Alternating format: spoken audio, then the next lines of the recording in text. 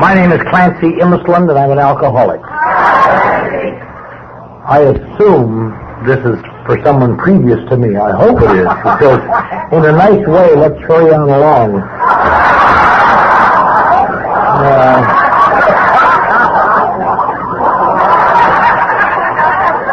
If we want to get on to the next trophy,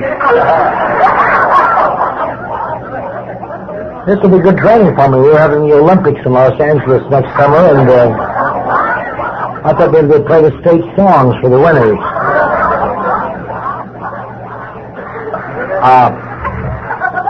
I want to welcome all of you to the Saturday night meeting, and a special welcome to all of you folks downstairs in the half measures room. You want to get too far away from the Pepsi machine? Let's go over to have a sandwich and wonder what that arrogant summoned son of a bitch upstairs looks like.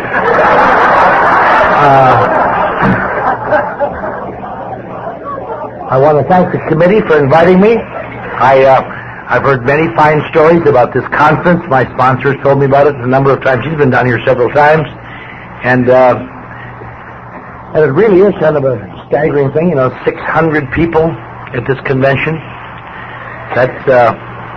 That's just how many we have at our weekly Wednesday night meeting in Los Angeles. Well, only it's a little better organized.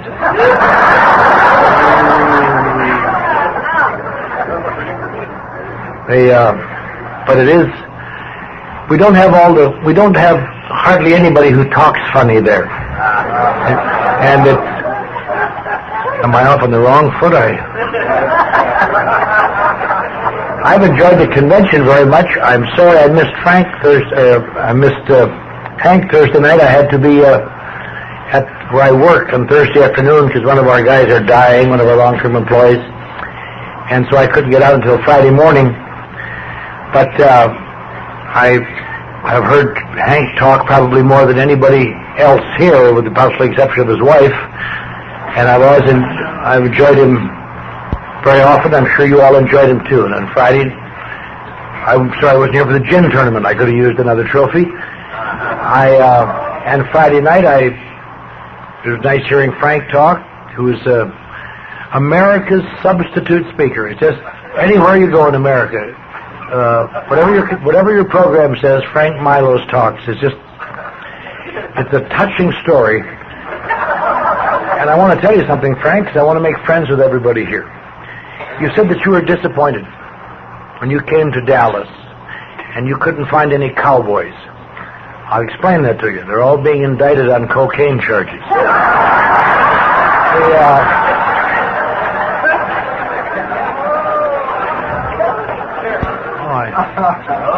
Maybe I could make some friends later on. We're all very arrogant in Los Angeles. I see that in the paper today that they have allowed the Los Angeles Raiders to stay in Los Angeles, not have to move back to Oakland. So we're all feeling good. And I very much enjoyed Beth's talk this morning. She doesn't look like someone who's been through a lot of trauma, and she doesn't sound like it. But boy, I'll tell you, her talk sent shivers down my spine. Anyone who missed that, I would suggest you get a tape of that talk. It's an excellent talk showing what Alcoholics Anonymous can do. And I want to also say one thing. I see it among the committee here is Pat G. in Al-Anon. And I heard Pat talk last Saturday in Atlanta, Georgia.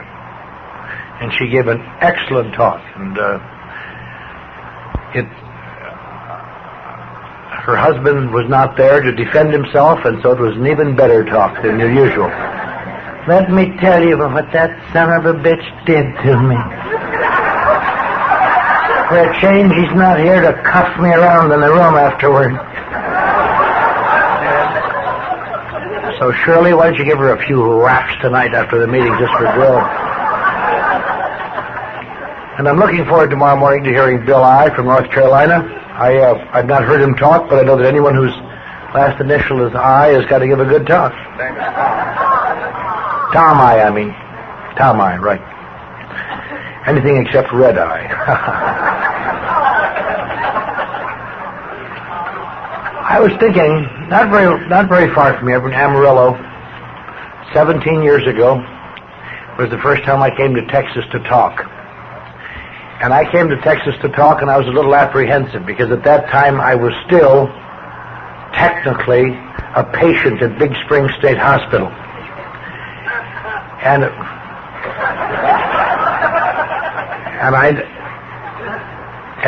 all they ever needed when I was in the state of Texas was a phone call from my wife for me to be returned to the electric shock ward for the rest of my life. And so I was somewhat apprehensive when I came to Amarillo at the top of Texas.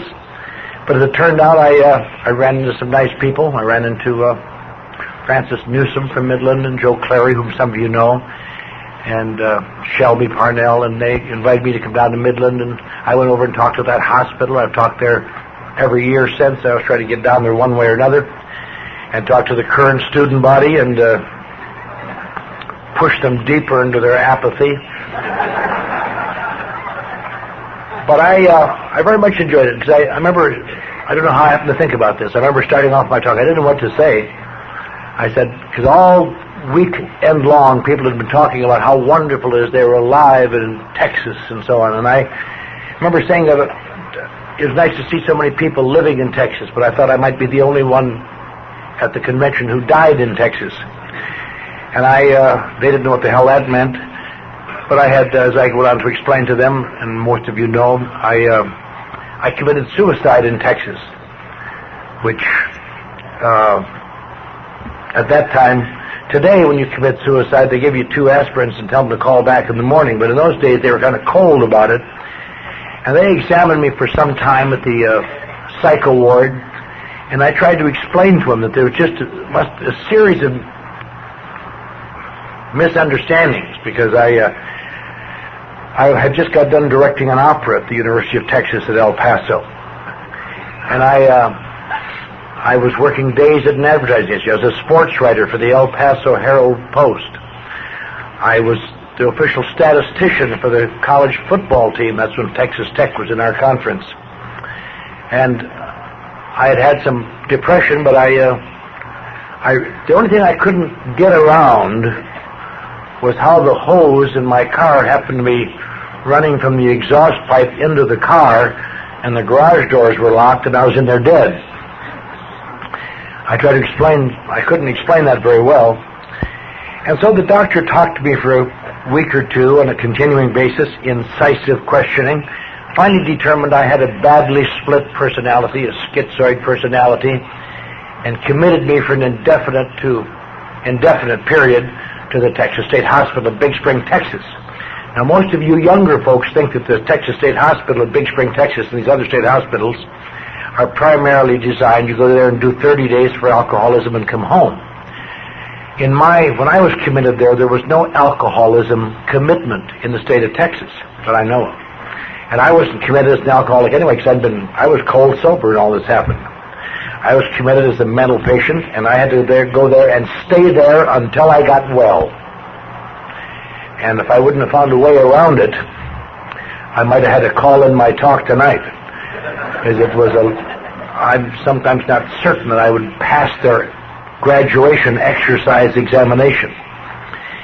But I remember being committed in there and thinking how dreadful. And they categorized among my other defects that I was a severe depressive, which I had been.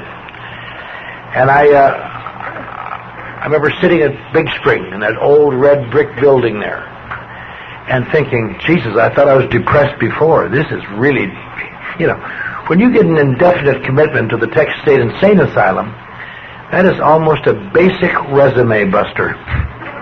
That is, you really have a bitch working that in later, I'll tell you. And then what did you do during the next 5 years? Well, I was self-employed.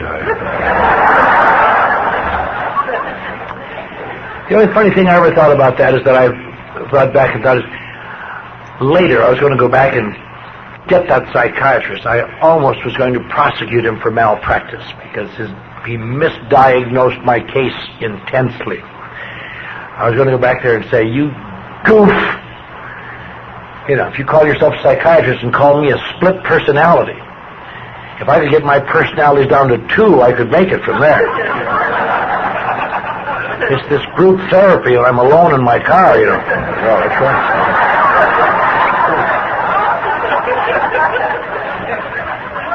And the reason I was in such a severe depression was because I had been forced to stop drinking to hold my job. And I had to hold my job because my wife was pregnant again. And I had just recently come to El Paso to start over from the last time I busted open. And I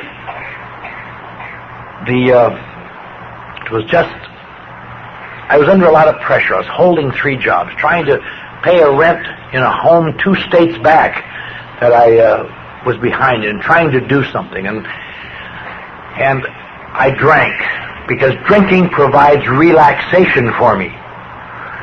And I was under terrible tension. I always felt very intense. And the dean of the university called me in, and he told me that he understood I'd been acting bizarrely in Juarez. And I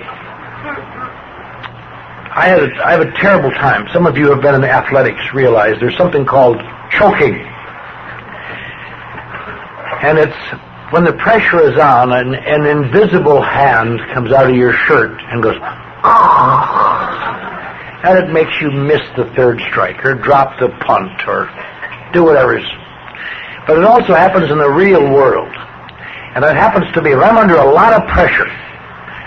And it may happen to you too. A hand comes out of my shirt and my mind thinks, but I can't say it. And I want to just shriek at this guy, but I didn't. I just thought at him.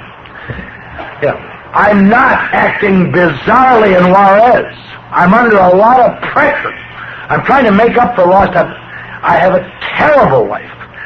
I'm holding 3 jobs, for Christ's sake. Most of the people I know can't have trouble holding 1, and I'm holding 3. I got a bunch of little kids. They cry all night. My wife is pregnant again.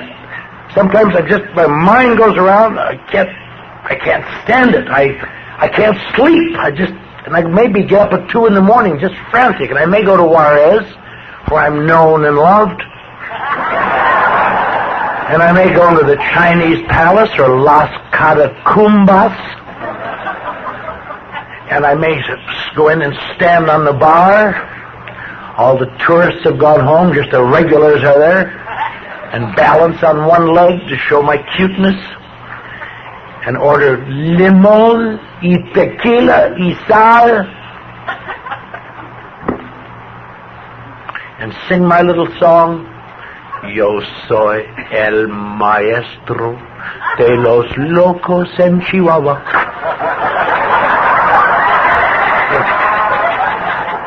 God damn it, that relaxes me. That helps me sleep. But that's what I thought. What I said was,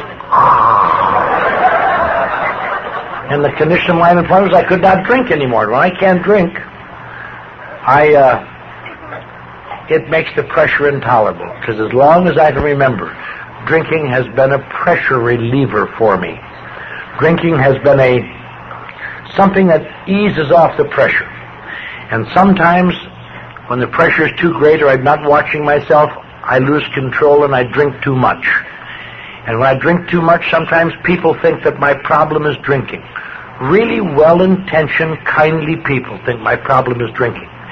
And I can't even think of an answer to explain to them. My problem really isn't drinking so much. It is now when you see me drunk, but that really isn't it. There's something about me, I don't think I ever put my finger on the phrase, but if I could assimilate all the ways I felt, if I could have said it, if I could have thought it, if I could have collected it, I might have said, there is something different about me, but I don't know what it is. I either got to find a place where I fit in, or I got to drink. But I do the best I can, and it goes good for a while, but then it dissipates. And I do not know why, but people act differently towards me, as though they have found out something about me. I don't know what they're finding out. And I just feel different, and I get frustrated, and I feel almost as though there's something on the back of my shirt that says, treat me different, and I can't see it, but everybody else can. And I wind up feeling frustrated and full of anxiety, and I feel separated. And people who I was chummy with 2 months ago, somehow they're not chummy anymore, or something's different. And I don't know what it is, but there's got to be some place where there are people like me who have strange sense of humor, or when they say things, it isn't always the wrong thing, but they understand what I meant by it, or that understand that I'm doing very well, doing the best I can. And I can't find it. And I found it again and again, but it never lasted. It never lasted. I remember a couple years ago, I was up in Portland talking at a convention, and sitting around the coffee room, people were sharing their experiences dealing with the Mount St. Helens explosion, about how they felt, the people who lived in that area north of Portland, because they didn't really, it isn't like lava coming. You get that in Hawaii where the lava comes and burns you out. But there was just, they'd hear faraway little noises, and they saw no evidence of it, but everything, little by little, their whole town turned gray. Just as fine powder came down. And the lawn turned gray, and the house turned gray, and the car turned gray, and the children outside would come in, and they're looking a little gray. Just a fine, fine dissemination of this volcanic ash. And I got thinking about that on the way home. I was thinking, that's almost an exact description of my life.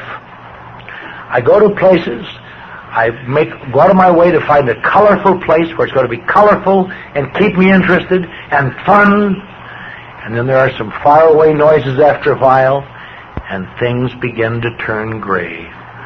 The house that looked so nice is now getting to be gray, and the car is getting gray, and the new job is getting gray, and the neighbors are getting gray, and my new chums are turning gray. And little by little it gets grayer and grayer, and somehow inside of me there's something that cannot stand perpetual grayness. I gotta have color. I want some fun and excitement, and occasionally I want to have some pleasure out of life. And I can't get it in a gray world.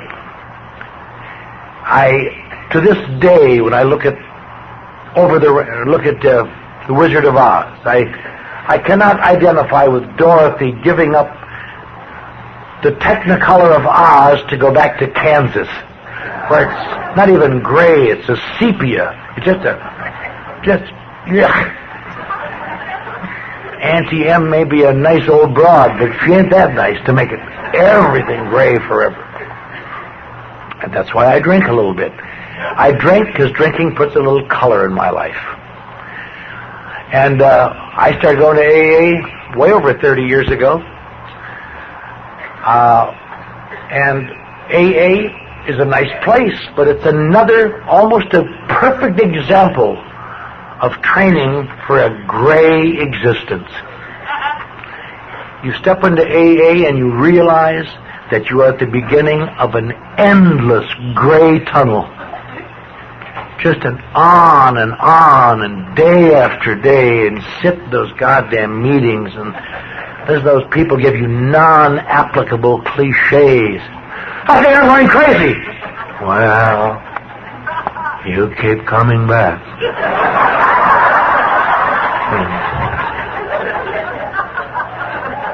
There's something not intellectually exciting about the answers you get here. And you could get up every morning and say, well, another wonderful gray day. And there's no relief anywhere. And at the end of a year, you watch people get a year. Is there some break? No. A little hatch opens, and a scrawny arm drops a 39-cent cake.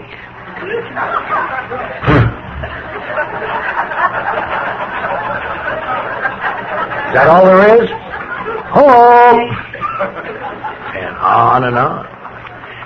And there's got to be more than that.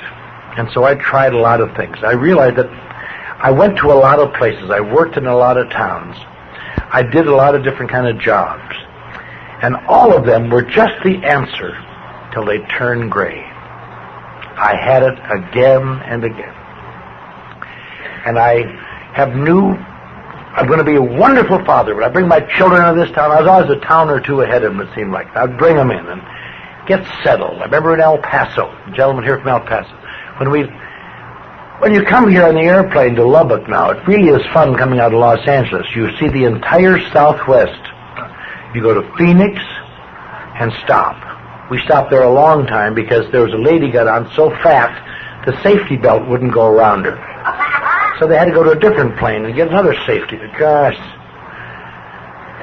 But it was only 105. And then we went to Albuquerque. And then we went to El Paso. But I liked going to El Paso because I used to live in El Paso. And I remember when I went up north to get my wife and kids, and I brought them down drove them to Texas, drove them to El Paso. We came in from Kansas the last night at midnight, and I took them up. There's a road that goes over the mountain before I woke them up, and I put them in this mountain right in the middle of town and woke them up and said, this is the place. And there are golden, there are lights to all. Everything is going to be fine here. And a year and a half later, she had to get on and sign that commitment to put me in the insane asylum for as long as I'd take. And it just went on like that. And when you feel like that, a few drinks sometimes are necessary. But the problem is, how in the world to keep from getting in trouble? I want the relaxation, but I don't want the things that happen when you cross that line of where you start getting reaction. I've often thought my efforts to control drinking were very similar to modern man's attempts to control atomic energy. When it works, nothing works better. But every so often there's another 3 Mile Island that you didn't expect to. Instead of waking up feeling relaxed, you're leaning against a wall like this, or you got your hands handcuffed behind you, or 3 guys just get done kicking the bejesus out of you in the back of a bar, and think, I got to avoid that. But I also know I tried psychoanalysis over 30 years ago. I got into metaphysics. I read Nietzsche and Schopenhauer. I did everything I knew how. I went to A&A, heard these guys, and my perceptions were so prejudging that I never heard any. I'm sure they must have been saying the same things in AA 30 years ago they're saying now. But I never heard it once. But it seemed to me I always heard. I drank for many years, night and day, around the clock. One day I walked through that door, and the desire to drink left me like a cloak fluttering to the floor. I now have $3 million right in that pocket. Several different families have returned to me. And I owe it all to one thing. I put the plug in the jug. And the only alternative to that was the other guy who said, and I've just never felt so goddamn good.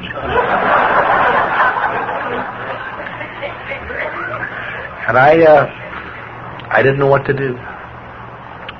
I fought and fought. I went to AA and I went to therapeutics. I did different things. I went to jail 30-some times. That's hard when you're trying to keep up an executive career. I've been in hospitals. I've been strapped down. Tomorrow night I'm going to visit Albuquerque. I have a bunch of kids who, through a series of bad breaks and misunderstandings, live in Albuquerque.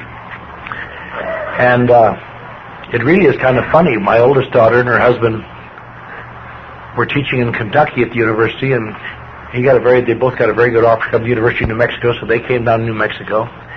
And one of their sisters visited them, and she was at Long Beach State, and she just loved Albuquerque. So she moved to Albuquerque. She's working on her degree in nursing education. Then another sister graduated, she and her husband and little girl, they graduated from University of Hawaii. They didn't have the master's program they wanted, so they visited Albuquerque, and they loved Albuquerque. And next month, my youngest child, my son, is enrolling as a freshman at the University of New Mexico. So it's I sometimes think my older daughters don't understand why they have such an empathy towards Albuquerque, because they've never lived in that kind of a climate. But I think I know what it is, because Albuquerque is very similar to El Paso, and I think when they were little and they loved El Paso, that's what they kind of remember, is that Albuquerque. But I'm going there tomorrow night. But one of those daughters is working on her degree in nursing education. I remember when she was born, the day Mother went to the hospital, I was already at the hospital, strapped down on the next floor, chained down, I think. Now, a lot of husbands get there with the wife for a day later, but to be there a day ahead, to anticipate labor and just get up there and chain yourself out. And God damn it, I hate that, because they look at you funny. It seemed to me nurses go by and say,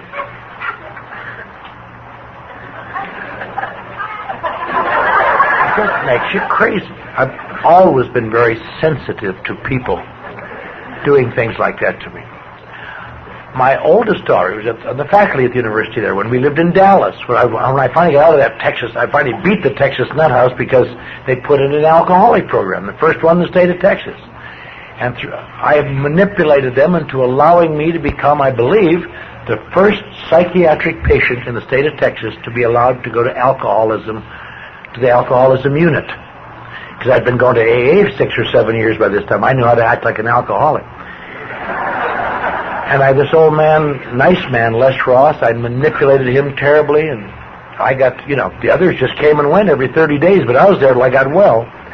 So I became the best patient they could have had. Old Mr. Ross would give us a talk for an hour. He'd say, I'm going to tell you about the 12 steps today, boys. There we go. But not me. He'd get all done. Are there any questions? Only one question. Is this not cruel and unhuman punishment? But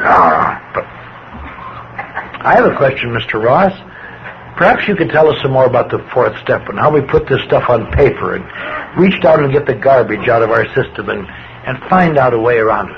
He said, I'll tell you about that right now, Clancy. And the whole rest of the room would say, oh, shit. But I wasn't trying to impress them. I had to get him. It wasn't really what you call sincere alcoholic recovery. You'd say to the guy next to you, what are you going to do? Get out of here, Fred. I'm going to kill that bitch. But by attrition, I got to be secretary of the group. And pretty soon they start sending me out to little towns to give AA talks. You'd take a couple of patients would take me over to Odessa, or Midland, or Big Spring, or San Angelo, or someplace. And I'd give little talks. Just wonderful. Friends, I'm just proud to be here tonight on behalf of my fellow patients to thank each and every one of you for carrying a message of faith and hope to us at the Big Spring State Hospital. Many of us were going across the vast desert of alcoholism, and our legs were weary when we came to the tall green hills of sobriety, and they were too steep for us to climb. But folks such as you showed us 12 golden stairs that we could climb one after another. And they were difficult, and they were hard to climb, but we climbed those steps, and now we stand nearly up on top of the hill of sobriety, and we're looking forward to going back to our homes throughout the West Texas to transmit the message you have given us to other lost wayfarers on that desert of alcohol. And may God bless you in your wonderful ongoing work. Now you can laugh. I got me out of the Texas nut house. And the funny thing is, I've said many times, a lot of people think that kind of therapy doesn't work. But I never had another drink till I ran out of Thorazine.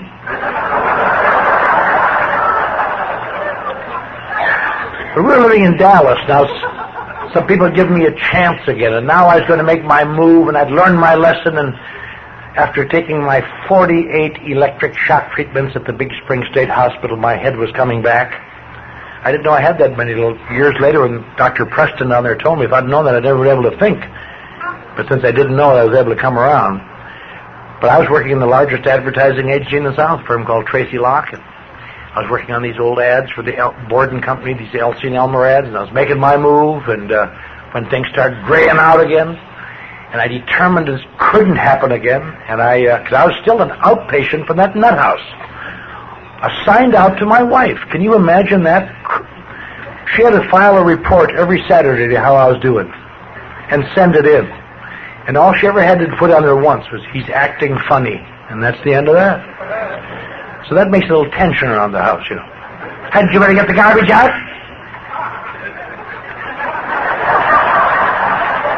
Wish I'd have thought of that, Char. And you just think, if she goes near that phone, I'm going to kill her. And I was determined to make it up to my children. I had a little daughter, Mary, who was 9, and I loved her. And she fell off the porch one day, and it turned out she'd broken her leg, although I didn't know it. And I rushed out. I just happened to be home watching a football game, half in a bag. And I picked her up, and I said, "Honey, I'm glad Daddy's here." And I rushed in the house. And she was longer than the door was wide, and I broke her leg again. Yeah. Things like that. You just wonder, what do you have to do, for Christ's sake? When you do act well, it goes bad. And it went on like this. And I went to AA, and I went to a lot of things, and nothing ever was the answer. And it got grayer and grayer, until one day I found myself hearing a guy say, "Get out and stay out!" And I looked up, and I had been 86th out of the midnight mission on Skid Row in Los Angeles. And my family was still in Texas. My parents had written me off, and I couldn't believe it. I was dying, and I thought, if I only would have found that place. It isn't from lack of interest or lack of desire. I remember many times I have taken vows that I would no more break that vow, that I'd rather die than break the vow. For example, time after time I have taken intense vows. Once, we were talking about a couple of weeks ago, once upon a time I was in jail for fighting a cop in my hometown when I was a young guy. And my father came to the jail cell early in the morning. He says, "I hope you had a good time last night when you were out drunk." And I said, "No, I didn't. I'm going to do better." He said, "I hope you enjoyed it because you let your little son die at home." And I almost went crazy with that, I'll tell you. And the judge let me out because he was a friend of our family. He said, "I hope you remember this." And he said, "I hope every time a guy like you goes by a bar, you see your little dead son's face on that door and never go in. You cannot handle it." And we went up to the cemetery, and it was wintertime, and up there in the wintertime they don't bury in the ground, they put them in a holding chamber till the ground thaws. And it was just a little casket. And I remember I felt so bad, and the relatives came in, looked at me funny again, as though to say, "Look at that son of a bitch." And I couldn't stand it. So I wouldn't let anybody be his pallbearer. I said, "I'll be his pallbearer." I took him from after the funeral, on the hearse and over to the little house, and I put him in there. I was in there alone. I put my hand in this casket, and I said, "John, this will never, ever, ever happen again. You will never have to be ashamed of me. I hope when you're in heaven, you will look down and know you will never be ashamed of me again." And 29 days later, sitting in a room where I was working in a different city, I began to drink, because if I hadn't begun to drink, I'd have gone crazy thinking about my son John. And now that isn't a problem with drinking. Putting the cork in the bottle doesn't change that. Stopping drinking and becoming good doesn't change that. Yeah, I'll be glad to go to AA if you can make it 1948 again. If you can make it 1951 again. If you can make it just a week before, up in another place where I was working, where this guy and I'd met him in the market. He was a clerk, and I was an executive at Fairbanks Morris. And he said, I said, "Is there any cheese?" He said, "There's some cheese." I said, "Any good?" He says, "It has a certain authority." I said, "What the goofy clerk in a store talking like that for?" So I got talking to him. Turned out he had been just expelled from the medical school of the University of Wisconsin. And he'd been caught in a compromising homosexual situation. And he and I got to be good friends. And I said, "Listen, I'll tell you something. I don't know much about homosexuality. It never bothered me. but let me see if I can help you become straight, because I've read theories where homosexuality is kind of a retarded sexual maturity. And I was directing a play at night up there, and I put him in a place called My Three Angels, and I made a point of getting him together with a leading lady, and they came to fruition, and he was starting to like it, and his job was to help me so I wouldn't drink. I was going to watch him so he didn't become homosexual, and he was going to watch me so I didn't drink. Well, that was all right, and but one day, as it must, I didn't know why, nor does anybody here know why when it happens to them, I just wanted to get drink, and I got so goddamn tired of the gray world, and I drank it. So somebody said, shouldn't you get a hold of Bob? To hell with Bob. And I drank, and I got drunker, and then I got mad at myself. Maybe some of you have done that. And I started breaking up things in the living room. And my wife didn't know what to do. She got a hold of Bob and said, Bob, can you come over? Maybe you can help Clancy. I can. So he came over. And he looked at me with that look, and maybe you've seen that look. Again, I saw it again and again all my life. That look of disappointment. That look of, oh, how could you do this? Just that, don't even say anything, just look at you. And it makes you feel so bad. And I shrieked at him, get that goddamn queer out of my house. I got children in this house. I don't want a queer around my children. And on and on. And he just turned white and staggered out. And the next morning his mother called up and said, what happened to Bob? I said, I don't know what. She said, he killed himself last night. I said, oh, Jesus.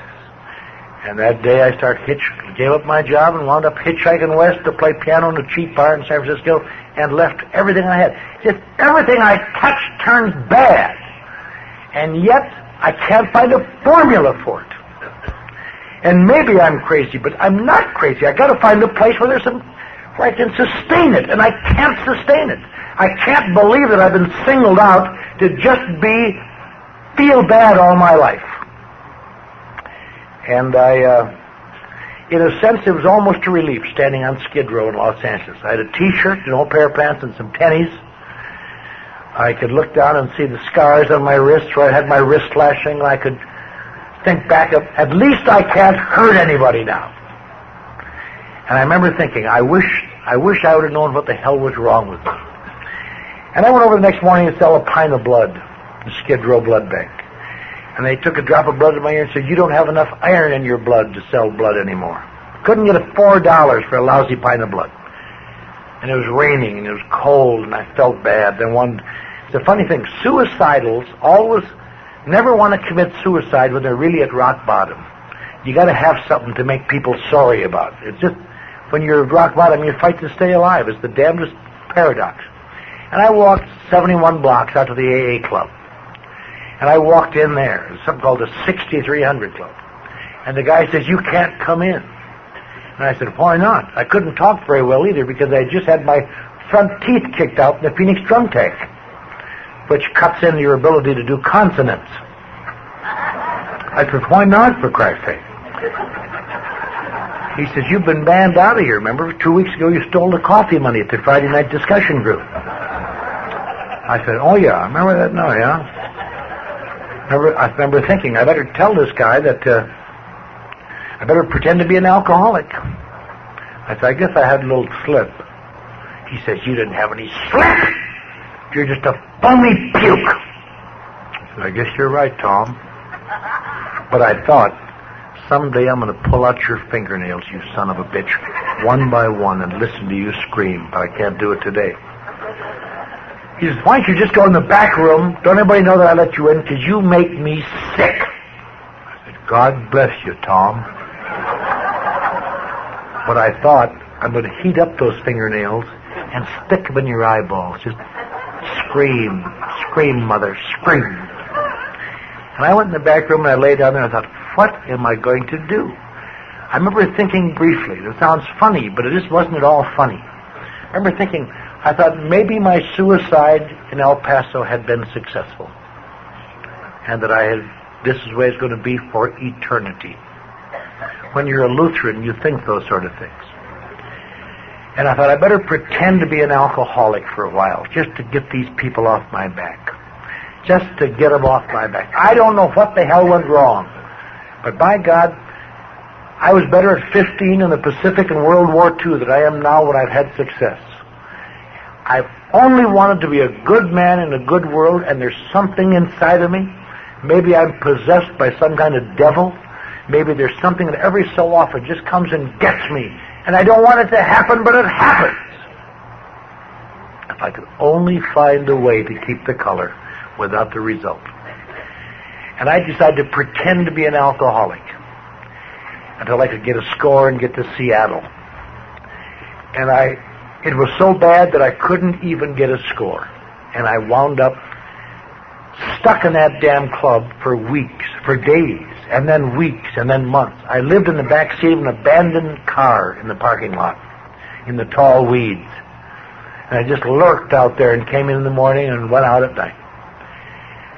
And I had no idea then, and I didn't after a while. I remember when I was 30 days sober thinking, Jesus, I'm 30 days sober. There must be something wrong.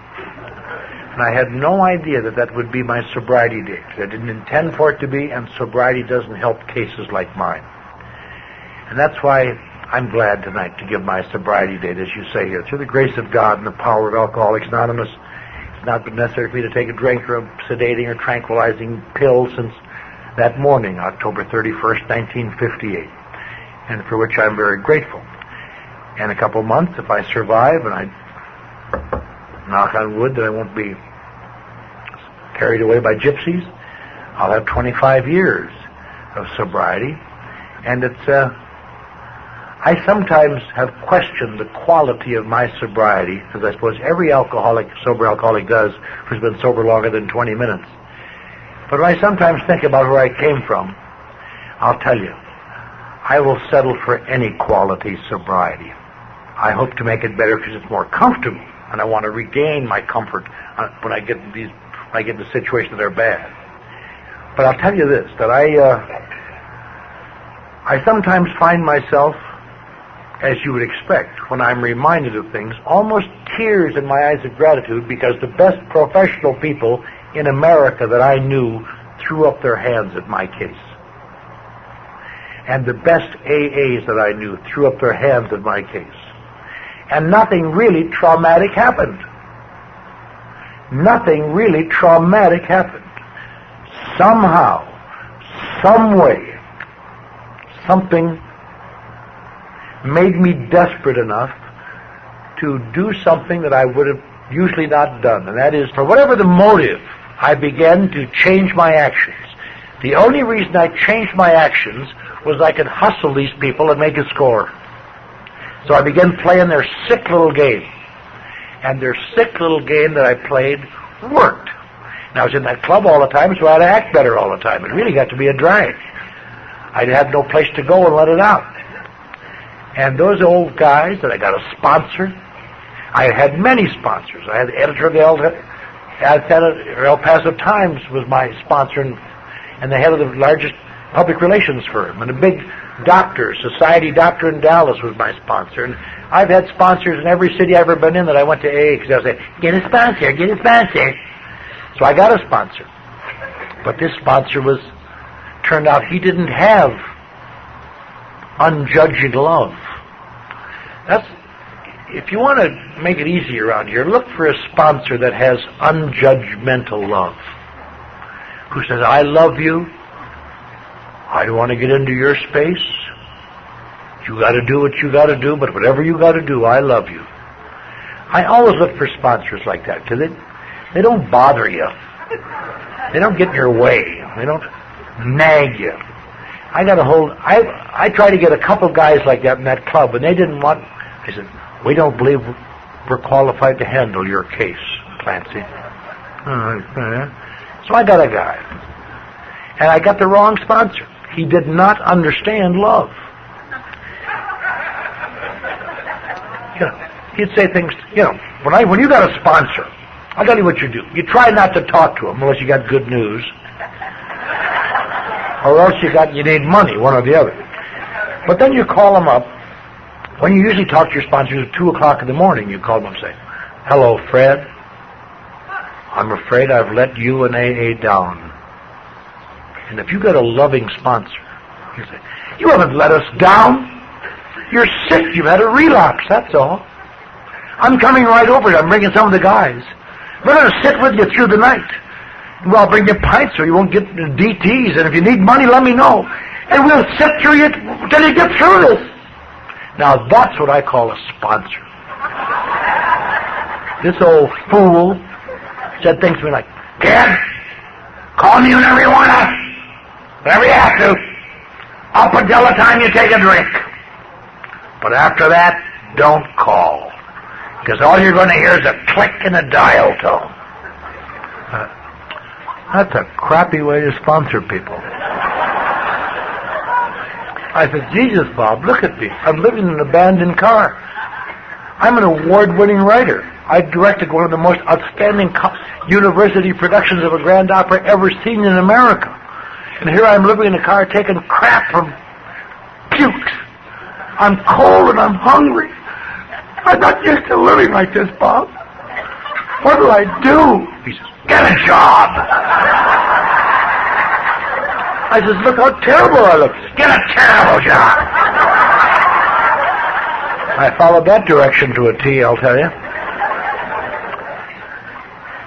And now the amazing thing to me sometimes is I look back and think, 24 years. Incidentally, I hope I don't forget tomorrow to wish someone a birthday. Someone has got 36 years, 11 months, and 30 days. I know who it is. I knew him when you were still drunk in Los Angeles, you puke. I guess they don't have loving sponsors down here like we have in L.A. We don't judge out there. But I get 24 years and 9 months or 9.5 months. And to think that the only therapy I've had since 1958 is Alcoholics Anonymous, to think that I have found something that has done the one thing that I thought could not be done in my life, enable me to sustain and occasionally return the color to gray life. I suppose in the last analysis, that is the greatest goal. Frank was mentioning last night when he was 4 years sober, and all of AA had become gray, and he didn't want to go anymore, and he ran into some people I know, and they got him taking actions that restored, or in his case, almost put the first color in AA since he was new. And one of the hardest things to do around here is to remember that, because if you are like me, I have a tendency to fall into the terrible trap of when everything is good, I think that's how it should be. When things are bad, somehow I'm being screwed. And that is exactly wrong. It took me a long time to understand. I am not here to fight an alcohol problem. I am here to battle the disease of alcoholism. And about 98% of the people who battle it lose it. And some of them win for a while and take it for granted and then lose it. And almost probably 99 and some percentage points of alcoholics die from alcoholism. The mere fact I'm in this room and you're in this room is really an oddity because of one funny phenomenon. The one thing I never thought of, and I always thought I was being screwed in sobriety. The natural state of sober alcoholics is anxiety and tension and depression and frustration. These are not things that come and get you. This is the natural state, because that is the natural state of sobriety in the disease of alcoholism. I've talked about this so many times, but I need to hear it again, and I hope there's somebody new who might need to hear it. Probably most people die. I'm in a position today that hardly anybody in this room is, maybe a couple of you. But I see alcoholics dying every day. I see alcoholics going into brain damage every day. Watch them taken away with brain damage every day. Sometimes I sit in that job when I'm tired and down, and I think, what am I doing here? I can't stand it. It happened just a week ago. I went to work. I was tired. I just got back from Atlanta. It was a hot day, and I watched that other guy hauled into my office, stabbed to death, and his gut hanging out. I think, what am I doing here? Why would I give up a good career as I had, sober, to do this? Other days when I'm feeling better, I see it differently. But I watch these guys die, and I suppose most of them are like me. If the last day I had my last drink, if a man would have put a lie detector in my arm and said, "Are you an alcoholic?" I would have said, "No, not really." And that needle would not have flickered a 16th of an inch. Because unlike alcoholics, my problem is not really alcohol. My problems are emotions and feelings and something that makes me think different once in a while. And I don't know what the hell it is. And I very nearly died, and I watch people die every day, and some of the people in this room tonight will die from it. Because it took me almost my life to discover the nature of my problem is not alcohol, it is something called alcoholism. Which again, it's the same as like two smart aleck punks like me used to say, well, that's just a little 3-letter suffix, that's sophistry. But it is not sophistry. That little 3-letter suffix is what makes me terminally ill, and at the same time, if I can identify it, gives me the only chance of ever getting better. And the difference is just this. If your problem is alcohol, and it sometimes seems in AA there are speakers whose problem is alcohol. I don't know why they're there. Because they make it sound like it. They say, well, I was sober and it was just wonderful. Then I drank and I just went crazy. Then I got sober and it was just wonderful. Then I got drunk and it just went crazy. Then I got sober and it was just wonderful. Then I got drunk and it just... And you feel like saying, why do you drink, for Christ's sake? People like you really shouldn't drink. But if you are one of those people whose problem is alcohol, I've got a solution for you that's going to revolutionize your life. Don't drink. You have to sit in these smoky rooms for the rest of your life, listening to neurotics complain about the nature of their upsets rather than listening to yours.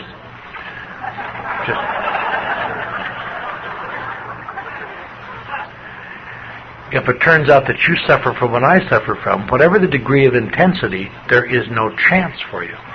Because people like you and me never understand, at least I never knew anybody who did, the nature of the problem is not alcohol, it's alcoholism.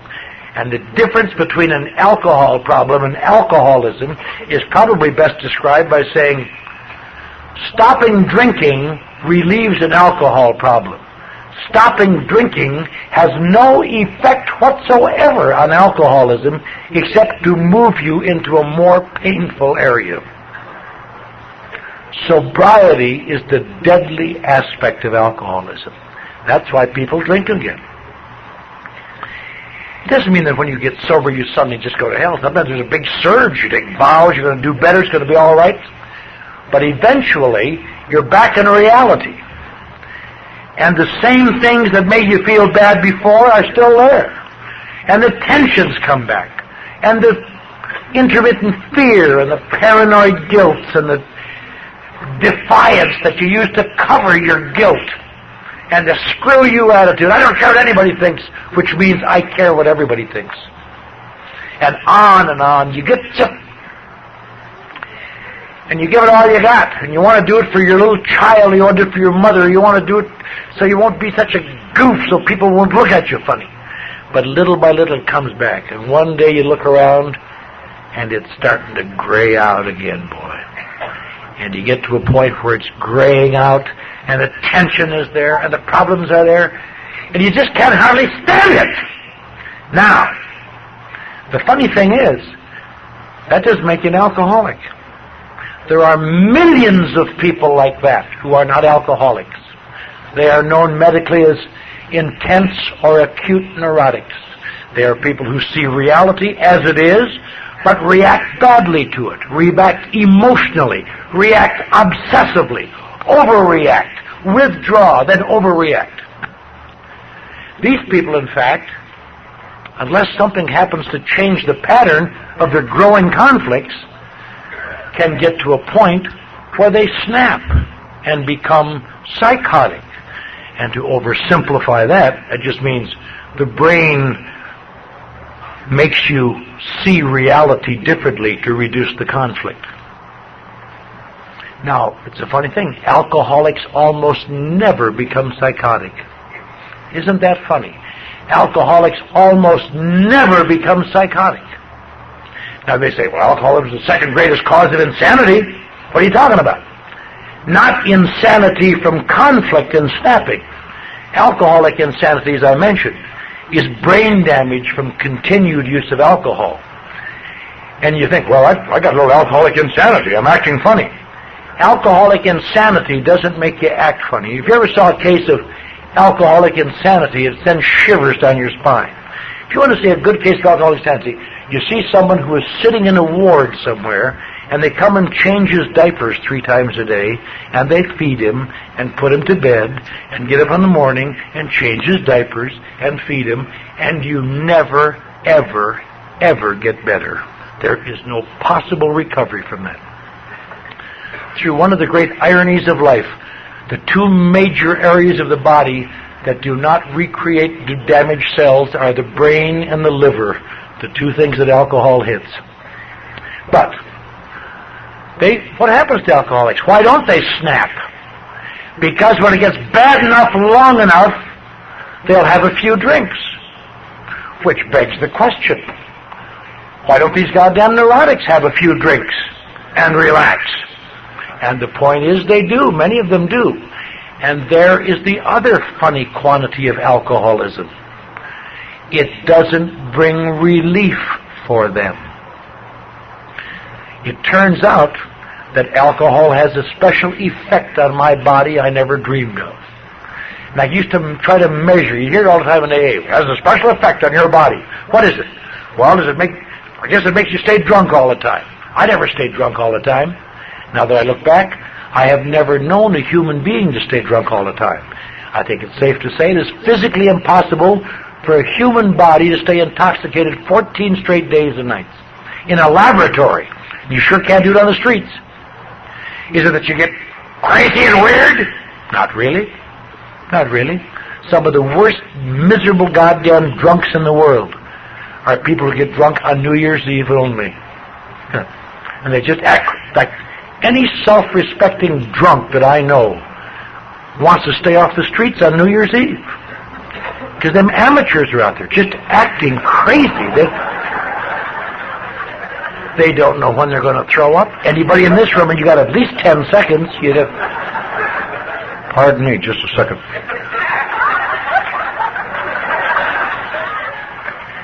Got a cert? These people don't see these feelings every day, and they can be talking right to you. So I said to Billy Joe, I said, bleh! They don't know when they're going to throw up. They don't know when they're going to fall down. Anybody here just goes... They just fall on you.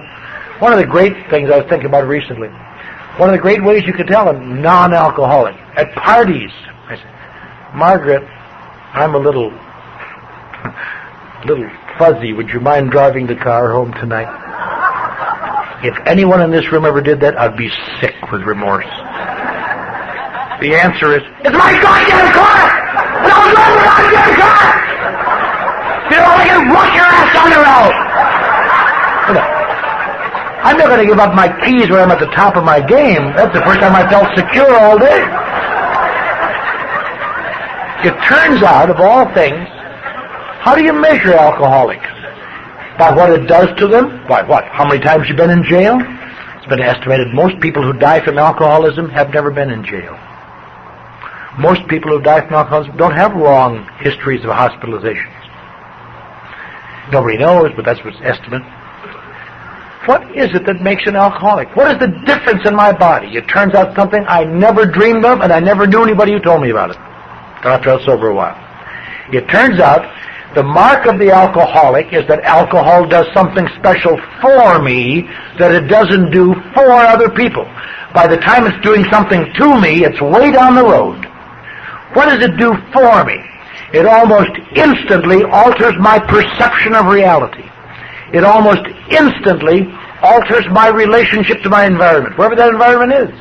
It almost instantly makes me larger and more self-contained, and them smaller and less threatening.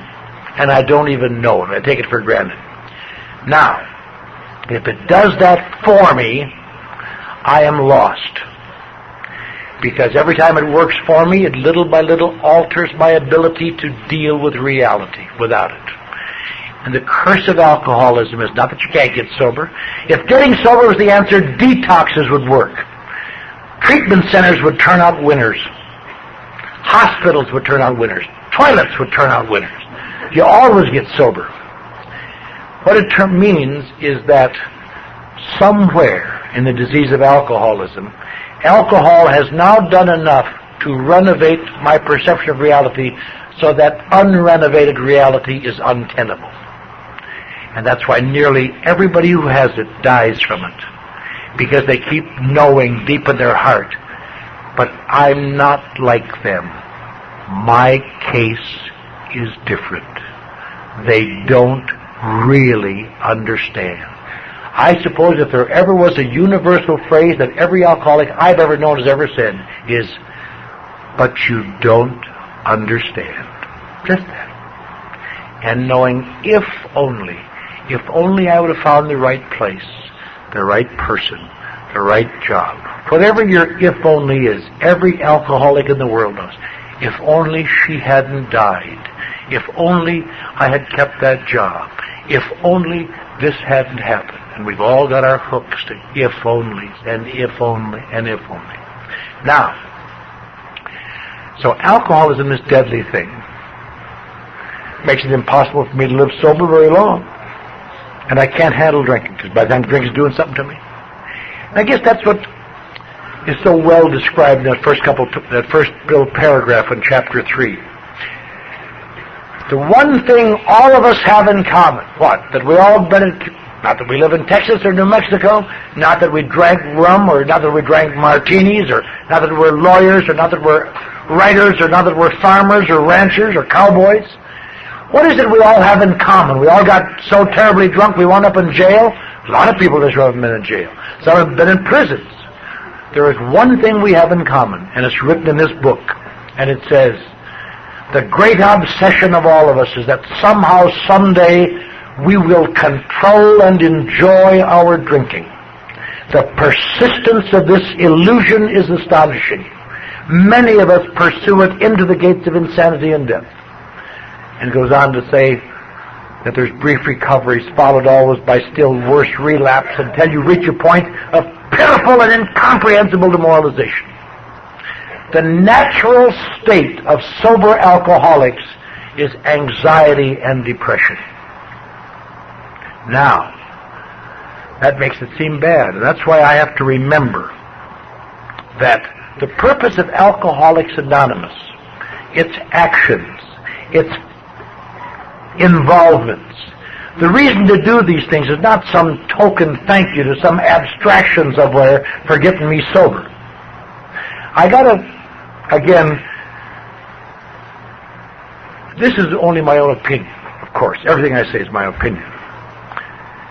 But Frank was saying last night, I used to have a great deal of problem with that too. Because if God is just picking and choosing people to stay sober, He's not going to have any time for me, baby. There's too many nice people dying. What they're going to do for a bad guy? I finally had to the hardest thing I ever had to come to believe in was God in AA. I could not accept God. Because if God existed, I was damned. And it's what you do in that case. If there's no God, become a parlor intellectual, parlor atheist. If God exists, let Him strike me dead. You know, things emotionally immature people do to cover up their own fear. One time, we almost had a deal in one of the Texas newspapers, because we were cute then. We were going to put in a dial-a-prayer number in the phone company, a dial-a-prayer for atheists, where you dial this number and nobody ever answered. And we were so cute, we thought we were just cute. I had to come to believe in my sponsor. And he got me to do things that gave me enough self-worth to believe in AA. And when I got enough things done, one day it became to understand I can come to believe in God. I have been given tools. Because if my sobriety is preordained, or my drunkenness is preordained, all of this is just a big scam. This is just a hollow mockery. I believe God loves me. I believe God loves you. I think He loves me the same amount He loves you. And I think He's given us all kind of tools. And some of us aren't very good with those tools. So I guess maybe it's the amount of effort you put forth. But I know that I am staying sober, and I couldn't stay sober. And I watch people in this room, in this state, in this nation, in this world, who I know all over the world, staying sober until they somehow get a perception they no longer need to do these things, and little by little, what happens? Their perceptions begin to gray out again. And AA turns gray. And people turn gray. And the steps turn gray. And God turns gray. Unless they're in one of their exaltations where they are now alone with God, watching everybody else turn gray, which causes people to get drunk just as fast. And so I suppose, if I wanted to say anything, the one thing I've learned in all these years is that taking these actions restores the color in my life. And the sad thing is, I take it for granted sometimes and forget it. About a year ago, I found myself in a situation that I would have sworn I would never find myself in again, because it's caused me a lot of pain over the years. And I thought, how can I be in this situation? And the situation was very easy, because I had been so active in my actions that I had not, in addition to that, maintained my spiritual contact with God. I got into a little situation where anything I thought must be God's will. And I had to start over again a year ago. No big dramatic thing. I just had to start rebuilding my relationship with God so that I could again walk in the sun. I was thinking yesterday morning when I got up, I was telling someone here at the convention, I had a kind of a terrible pang. After I was sober about 5 years, some of you know my family moved out to California, and they've lived there ever since. We had a little boy, and But this next month, I get a terrible pang. It will be the first time in 33 years we haven't had a child in our house. And I want to have a spiritual program going, because, as much as I hate being inconvenient for those rotten kids, it really gives you something to think about most of the time. I wonder if that little son of a bitch is going to pass. I don't know if he's going to make that tackle, or is he just going to let that back run right up and down him, on and on. But all these kids and all these things and my parents, and I probably have never had a better life. As most of you know, about 9.5 years ago, I gave up a marketing career that had become successful, and I run the same mission I got 86 out of. I've been doing that for almost 10 years. And it's not an alcoholic treatment center. We feed 43,000 meals a month, and we bed down thousands of dying men. And I could make a little more money doing something a little more fun than that. And the funny thing is, as I say, when I'm feeling bad, I wonder what the hell I'm doing in this gray world. But when I'm feeling right, I think I got more color in my life if I can pick one of those poor bastards off that street and give them some life than I did at all of the coming down elevators in Beverly Hills, snapping my fingers and saying, "Baby, I'm cute." The funny thing is, you never become wonderful here. You always have to maintain some posture. Because it isn't that I turn bad, I stay fine. But everybody else grays out if I don't take care of myself. You all get screwed by life. And the reason I stay active is to keep you shaped up. I'm sick of sacrificing for you, if you want to know the truth. Those of you who are new tonight, what I would say to you, we ask you to take these actions. You don't need them, but all these pukes around you do. Everywhere you are, they got to, and if you don't take care of yourself, they go look bad again. That's why they say don't get too hungry or angry or lonely or tired. Not because they're bad conditions. They are perception distorters. When you're hungry, people act stupidly. Have you ever noticed that? They just know you're hungry and they act stupidly. When you're angry, it's a perfect, approved, obsessive explosion. You dumb son of a bitch! I'm just saying it for your own good. When you're lonely, it pushes every self-pity button you got. Well, I suppose all the people from the group probably went to a party tonight after the meeting. Guess they didn't want to tell me. Oh well, I like Johnny Carson. When you're tired, people act funny. As I've said many, many times, the best example I know, driving in the freeway in the morning, and I'm tired, and I'm going to make sure that no one knows I'm tired.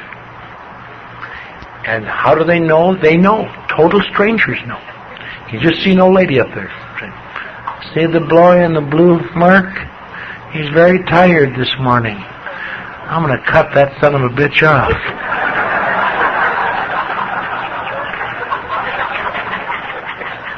Sometimes at least I don't chase him anymore. I'm not past my exit. If I haven't caught him by then, the hell with it. I used to go out to Covina after 20 miles. But the point of all these exercises, the point of AA, as was said here before, AA is not, this is not Alcoholics Anonymous. This is the pit stop for Alcoholics Anonymous. Meetings are the pit stop for Alcoholics. The race is out there in those bricks. Just like it is at Indianapolis on those bricks, it's on those bricks. And that's why a lot of people have problems, because they get thinking here, they get thinking so well, they're going to go out there and be wonderful.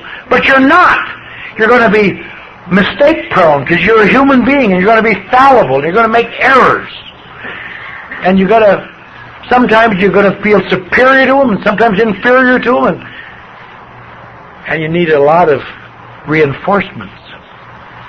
And that's why action in Alcoholics Anonymous is so grand. That's why working with new people is so grand, because you relearn the stuff through them.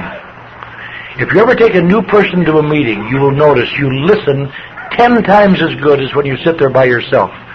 Because you got to listen in case there's any heresies to explain to the puke what he really meant was,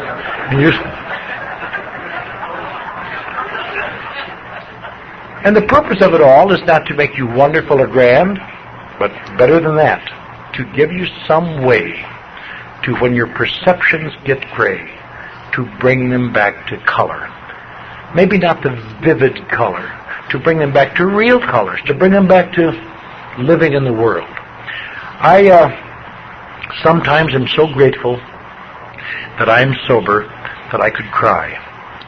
Sometimes I forget to be grateful for days on end, and I'm just concerned about why things aren't going my way in the board of directors or some goddamn thing. But somewhere in between there is what AA and God and the steps and the sponsors make available to me. A perception of reality that's got enough color so I need never drink to stand it. A place to go to share that perception, knees to kneel on, to ask God to give me a little more courage to do what I should, and a little more wisdom to know what it is than being carried away with my own BS and my moments of delusions of grandeur, and to little by little be willing to extend myself for the next man as someone extended themselves to me. I am very pleased to be here tonight. My sponsor, Chuck C., asked that I especially give you his good wishes. He's not feeling well, but he's coming along. I am grateful to the committee. I'm grateful to have seen so many old friends and new friends, but primarily, the best thing I know, I must be all right because you all look okay tonight. Thank you.